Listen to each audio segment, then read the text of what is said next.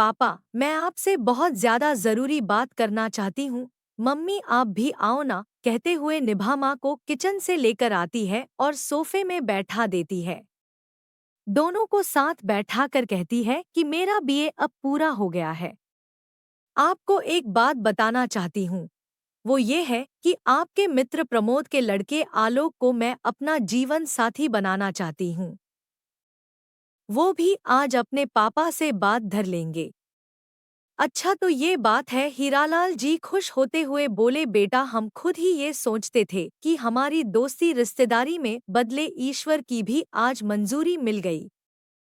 लगता है पर शोभा के लिए भी लड़का देखना है, क्योंकि तुम दोनों के हाथ पीले भी एक साथ करना है। जैसे एक साथ दुनिया में आई, साथ साथ पड़ी बड़ी खेली कूदी, वैसे ही साथ साथ ससुराल भी अब जाओगे, कहा है हमारी बिटिया रानी शोभा। आवाज लगाते ही शोभा अपने कमरे से आती है। जी पापा जी बताइए क्या बात है, कहते हुए पापा के पास बैठ जाती है। बेटा निभा ने तो अपने लिए जीवन साथी चुन ली है, अब तुम बताओ तुम्हें भी कोई पसंद हो तो बात को आगे बढ़ते हैं। नहीं पापा, आप जिसे पसंद कीजिएगा हम उसी से शादी धर लूंगी, पर मुझे फैशन डिजाइनर का कोर्स भी करना है। शोभा बोली, कोई बात नहीं बेटा, वो तुम धर लेना, पर मैं तुम दोनों बहनों की शादी एक साथ ही करूंगा। आखिर जुड़वा हो तुम दोनों। प्रमोद से मिलकर शोभा का रिश्ता तय करने के बाद निभा के लिए लड़का देखना शुरू धर देते हैं। निभा शोभा हीरालाल जी की दो प्यारी जुड़वा बेटी है, जिनमें की उनकी आत्मा बसती है। इनके पैदा होने के बाद ही उनका बिजनेस भी चमक गया था, इसलिए इन दोनों को वो लक्ष्मी मानते हैं अपने घर की। शहर के एक बहुत बड़ा व्यवसाय के इकलौते लड़के का रिश्ता शोभा के लिए आता है, जिसका नाम आलोक होता है। उससे शोभा का रिश्ता तय धर दी जाती है। हीरालाल जी धूमधाम से दोनों बेटियों की शादी हो जाती है। दोनों अपने अपने घर में बहुत खुश है। इधर हीरालाल का घर बेटियों के जाने से सुना हो जाता है, पर क्या करें, बेटियां तो पराई धन होती है ना, कभी कभी मिलने आती रहती है। एक दिन शोभा के ससुर प्रमोद जी फोन करके कहते हैं कि समधी जी, बिटिया रानी की गोद भराई की तैयारी धर लो जी, खुशखबरी है। हीरालाल खुशी से झूम उठते हैं। ये खुशखबरी अपनी पत्नी को सुनाते हैं। दोनों तैयारी करते हैं कि ऐसा करेंगे वैसा करेंगे, सब देखते रह जाए। ऐसी धूमधाम से गोदभराई की रस्म होंगी, पर नियति को कुछ और ही मंजूर था। अचानक से एक दिन सड़क हादसे में शोभा का पति आलोक गुजर जाता है। यह हादसा दोनों परिवार के लिए असहनीय था। एक तो शोभा मां बनने वाली थी, ऊपर से ये हादसा, वो तो एक जिंदा लाश बनकर रह जाती है। ऊपर से उसके सास ससुर अपना एकलौता लड़का खोने के दुख में शोभा को ही अपशकुनी कहने लगते हैं। हीरालाल जी से कह देते हैं कि अपनी बेटी को ले जाइए, इनसे हमारा कोई रिश्ता अब से नहीं है। वो चुपचाप बेटी को लेकर घर आते हैं। उसकी माँ शोभा को खूब समझाती है, बेटा अपने होने वाले इस बच्चे के लिए अपना ध्यान रख, पर उसे तो जैसे कुछ भी अच्छा नहीं लगता, कुछ होश भी नहीं रहता, पूरा दिन उदास पड़ी रहती, किसी से बात तक भी नहीं करती, यहाँ तक कि अपनी बहन निभा से भी नहीं, जो उसकी सबसे खास है। हीरालाल जी अपने पंडित जी से मिलते हैं। कहते हैं, पंडित जी मैं एक पिता हूँ, तो मुझे बहुत डर सता रहा है। मेरी दोनों बेटियां जुड़वा है, एक के साथ जो हुआ कहीं दूसरे के साथ तो। पंडित जी बीच में बोले, नहीं यजमान जी, ऐसा कभी ना सोचे और ना ही कभी बोले। दोनों के पूर्व जन्म के संस्कार अलग अलग है, तो जीवन भी अलग ही होंगी। अपने मन में कोई शंका ना पाले, बिटिया का ध्यान रखे, आने वाला समय शुभ हो।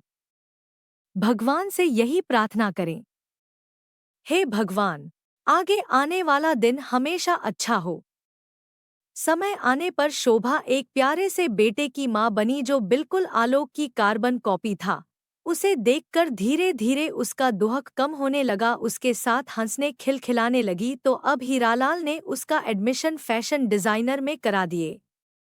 उसने बच्चे के साथ रहते हुए ये कोर्स धर लिया। अब बेटा भी बड़ा हो रहा है तो उसने सोचा कि अपना काम शुरू की जाए, तो शोभा कलेक्शन के नाम से अपने छोटे से काम की शुरुआत की। धीरे धीरे समय गुजरता रहा। शोभा और आलोक का बेटा विवान अब 17 साल का हो गया।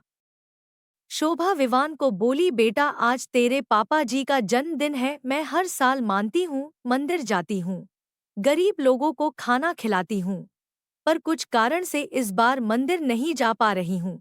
तो बेटा आज तू मंदिर जा, पूजा करने के बाद गरीबों में खाना बंटवा देना और दान धराना।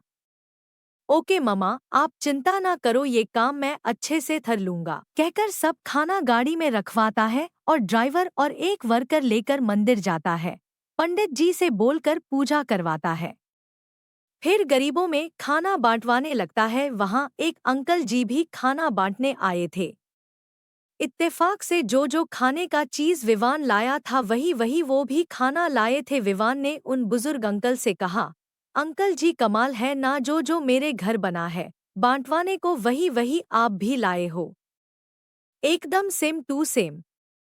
उन अंकल ने विवान को देखा, उसे देखता ही रहा। फिर विवान बोला, क्या हुआ अंकल जी? तो अंकल बोले, बेटा मेरे बेटे का जन्मदिन है ना, तो उसके पसंद का खाना है सब जो बांट रहा हूँ।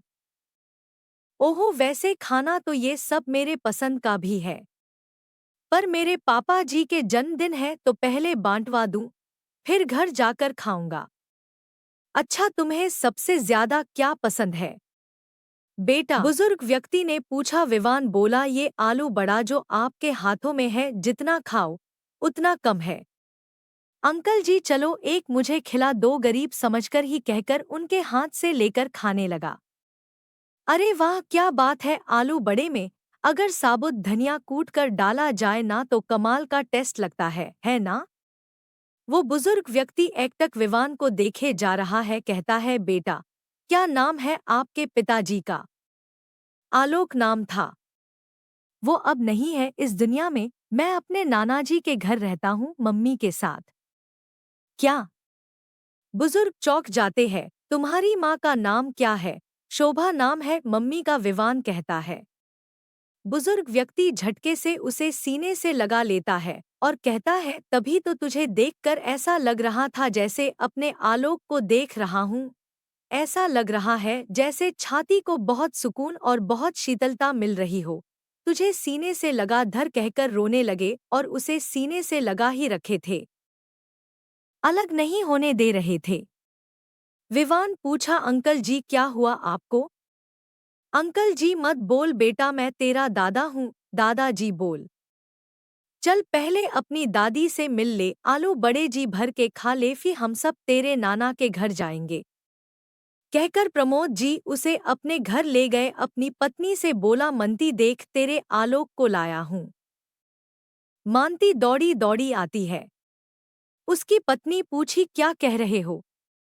उसने सब बात विस्तार पूर्वक बताई। उसकी पत्नी अपने पोते को गले लगा धर रोने लगी, बेटा मुझे माफ धर दे, तेरे दादाजी के कारण तेरी माँ को छोड़ दी थी, माफ धर दे। प्रमोद जी बोले, ये नहीं, इसकी माँ से माफी मांगनी पड़ेगी। चलो चलते हैं हीरालाल जी के घर। विवान दादा दादी दोनों को ही लेकर घर आता है। माँ बेचैनी से इंतजार धर रही होती है। कहाँ रह गया था तू बदमाश, मैं भूखी प्यासी तेरा इंतजार धर रही थी।